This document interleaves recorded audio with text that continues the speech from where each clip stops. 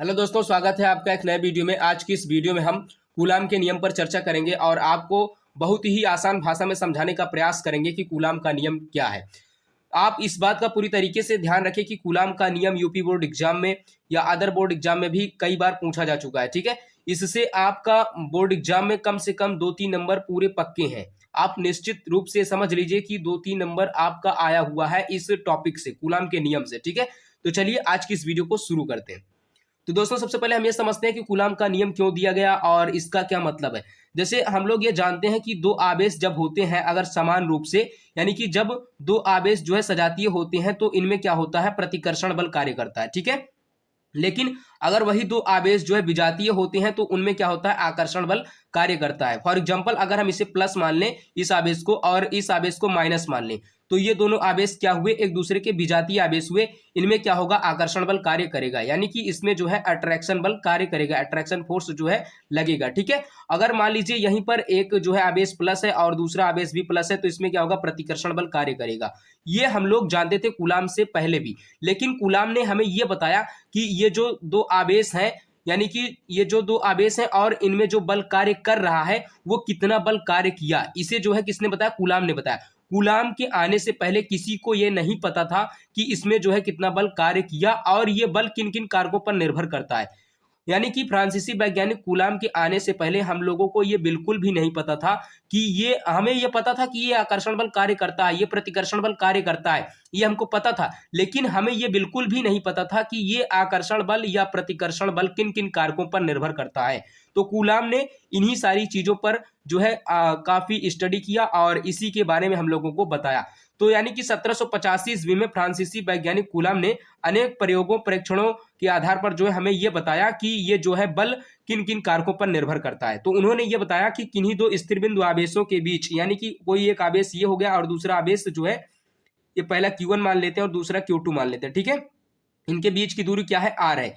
इनके बीच की दूरी क्या मान लेते हैं, R मान लेते हैं। उन्होंने बताया कि किन्हीं दो स्थिर बिंदु आवेशों के बीच कार्यरत वैद्युत बल जो है, कार्यरत वैद्युत बल दोनों आवेशों के परिमाणों के गुणनफल के अनुक्रमानुपाती, परिमाणों के गुणनफल के अनुक्रमानुपाती तथा उनके बीच की दूरी के वर्ग के क्या होता है, व्युत्क्रमानुपाती होता है। उन्होंने बताया जो बल का मान जो निर्भर करेगा वो आवेशों के गुणनफल के क्या होगा, अनुक्रमानुपाती होगा, और उनके बीच की दूरी के क्या होगा, व्युत्क्रमानुपाती होगा, उनके बीच की दूरी के वर्ग के व्युत्क्रमानुपाती होगा। उन्होंने यही बताया। ठीक है, तो हम इसे सबसे पहले, अब आप लोग ये समझते होंगे कि नहीं समझ पा रहे होंगे कि परिमाण क्या है। तो जैसे अगर हम आपको अभी गेहूं देंगे 2 किलो, तो आप तुरंत समझ जाइएगा कि ये जो है 2 किलो है, यानी जो वो 2 किलो है वो उसका क्या है, परिमाण है। उसी प्रकार से आवेश में भी क्या होता है, परिमाण होता है। ठीक है, तो इसे इक्वेशन नंबर फर्स्ट मान लेंगे और इसे इक्वेशन नंबर क्या मान लेंगे, 2 मान लेंगे। ठीक है, यानी कि समीकरण नंबर 1 और समीकरण नंबर 2। अब यहां पर हम क्या लिखेंगे, समीकरण 1 और 2 से, समीकरण 1 और 2 से हम क्या प्राप्त करते हैं, समीकरण 1 और 2 से हम ये प्राप्त करेंगे कि यफ प्रपोर्शनल क्या हो जाएगा, यानी कि यफ अनुक्रमानुपाती हो जाएगा Q1 इंटू Q2 अपान में R²। ठीक है, अब यहाँ पर जब हम अनुक्रमानुपाती नेतांक हटाते हैं तो एक कांस्टेंट जोड़ते हैं, तो के बराबर हो जाएगा, यहाँ पर हम कांस्टेंट के ले रहे हैं, तो के इंटू Q1 इंटू Q2 अपान में R²। ठीक है, यहाँ पर के क्या है, तो के है अनुक्रमानुपाती नेतांक। यही लिख देंगे कि जहां के क्या है, के बराबर है अनुक्रमानुपाती नियतांक, अनुक्रमानुपाती नियतांक है, के क्या है, अनुक्रमानुपाती नियतांक है। इसका मान क्या होता है, इसका मान होता है 1 के बराबर होता है 1/4πε0। इसे आप ε0 पढ़ सकते हैं या ε0 भी आप पढ़ सकते हैं आसानी से। ठीक है, इसका मान क्या होता है, 9×10⁹ newton metre square per coulomb square, newton metre square per coulomb square. कई बार बोर्ड एग्जाम में एक नंबर में ये पूछ लेता है कि ये जो है 1/4πε0 का मान क्या होता है एक नंबर में, तो इसका मान क्या होता है, 9×10⁹ newton metre square per coulomb square. कई बार इसकी यूनिट पूछ लेता है कि इसकी यूनिट क्या होती है, यानी कि इसका जो है मात्रक क्या होता है, 1/4πε0 का मात्रक क्या होता है। ठीक है, तो आप अच्छे से इस चीज को जो है याद कर लें।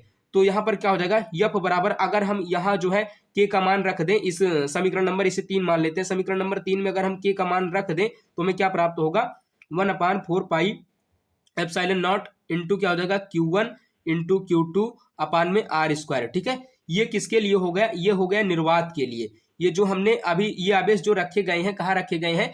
निर्वात में रखे गए। निर्वात का मतलब जहां पर जो है कुछ भी ना हो, यानी कि कोई माध्यम ना हो, जैसे कि वहां पर वायु भी ना हो। आप एग्जाम्पल के रूप से समझ सकते हैं जैसे कि अंतरिक्ष। ठीक है, तो ये जो आवेश स्थिर बिंदु आवेश रखे गए हैं ये निर्वात में रखे गए हैं, और ये जो सूत्र आया हुआ है ये निर्वात के लिए है। ठीक है, यहाँ पर एप्सिलॉन जीरो क्या है? एप्सिलॉन जीरो निर्वात की वैद्युतशीलता है।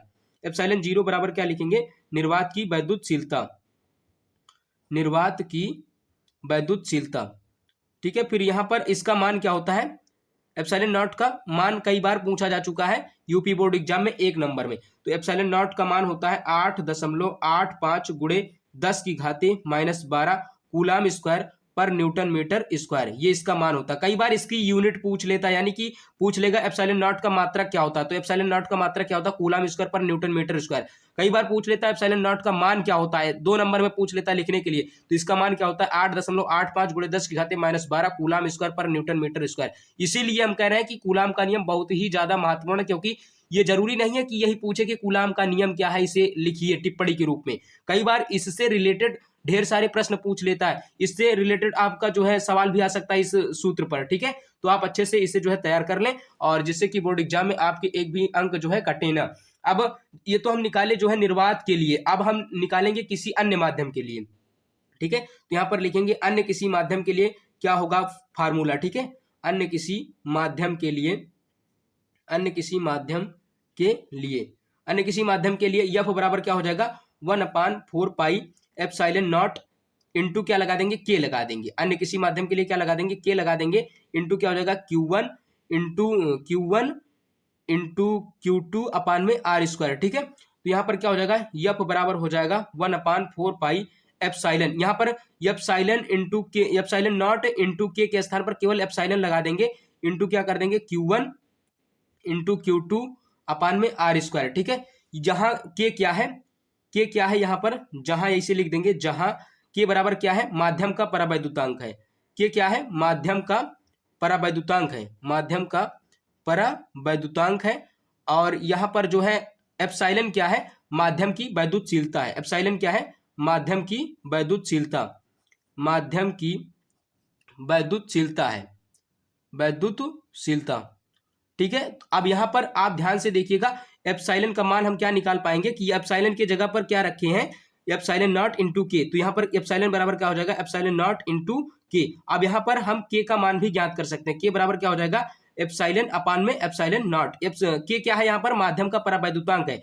तो माध्यम का परावैद्युतांक बराबर क्या होगा? एप्सिलॉन अपान में एप्सिलॉन नॉट। एप्सिलॉन क्या है? माध्यम की वैद्युतशीलता, और एप्सिलॉन नॉट क्या है? ये क्या है? निर्वात की वैद्युतशीलता है। तो यानी कि पूछ लेगा, कई बार पूछ लेता है कि परावैद्युतांक की परिभाषा दीजिए। तो यानी कि माध्यम की वैद्युतशीलता और निर्वात की वैद्युतशीलता के अनुपात को ही परावैद्युतांक कहा जाता है।